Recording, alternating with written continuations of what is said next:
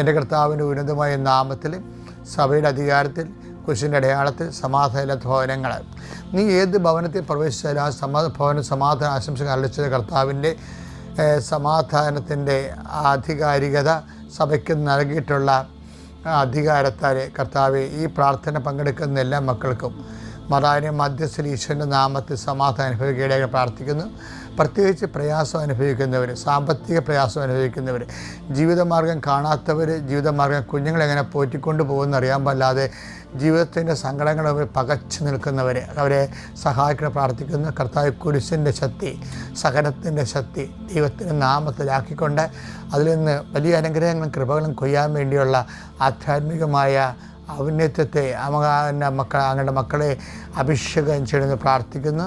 വിവാഹിതരായ മക്കൾ, വിവാഹം കഴിഞ്ഞതിന് ശേഷം ഉണ്ടാകുന്ന കശപിശകൾ, അതുമൂലം ഉണ്ടാകുന്ന ആവശ്യമില്ലാത്ത കാര്യങ്ങൾക്ക് വേണ്ടിയുള്ള